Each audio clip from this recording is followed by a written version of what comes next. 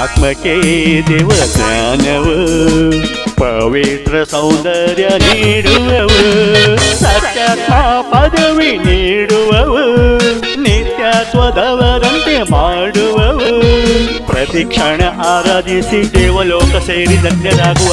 ಆತ್ಮಕ್ಕೆ ದೇವಜ್ಞಾನವು ದೇವಲೋಕ ಸೌಂದರ್ಯ ನೀಡುವವು.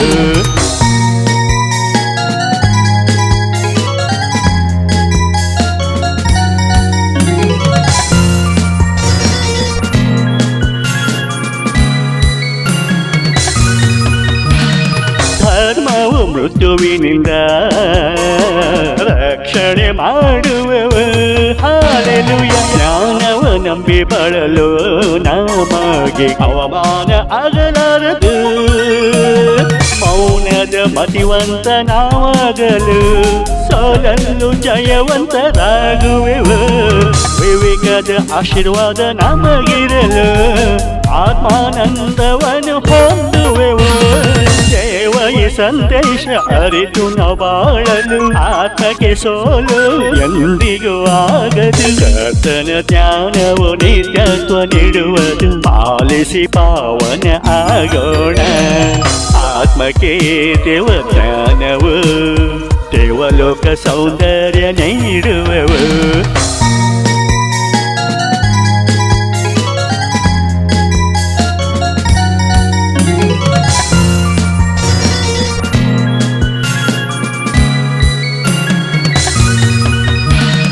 ಯಥಾರ್ಥರಾಗಿ ಬಾಳಲು ನಾವು ಗುಣವಂತ ಯೇಸುವಿಗೆ ಆಮೆನ್. ಸನ್ಮಾರ್ಗ ಬಿಡಬಾರದು, ಅಧರ್ಮ ಜಯಿಸಿ ಬಾಳುವೆವು. ತಾಂಬಿಕದ ಮೂಢತನ ಆತ್ಮಿಕ ನಾಶನದ ಪ್ರತಿರೂಪ, ಸತ್ಯ ಶುದ್ಧತೆಯ ಜಾಣತನ ಆತ್ಮ ಅಮರತ್ವದ ಪ್ರತಿರೂಪ. ಕೋಪನ ಕೋಪ ಮರಣಕ್ಕೆ ದೂತ, ಜಾಣನು ಅದನ್ನು ಶಮನ ಪಡಿಸುವನು. ಕ್ರಿಸ್ತನ ಈ ಜ್ಞಾನಾಮೃತದಲ್ಲಿ ನಾವು ಪಾವನ ಆಗೋಣ. ಬಾ ಬಾ ಬಾ ಬಾ. ಆತ್ಮಕ್ಕೆ ದೇವಜ್ಞಾನವು ದೇವಲೋಕ ಸೌಂದರ್ಯ ನೀಡುವವು.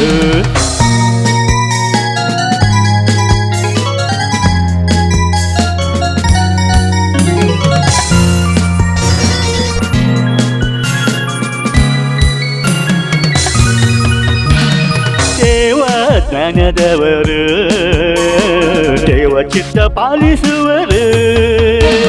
ಶ್ರೇಷ್ಠರ ಒಳ್ಳೆ ಮನಸ್ಸು ವ್ಯಕ್ತಿತ್ವದಲ್ಲಿ ತೋರ್ಪಡುವುದು.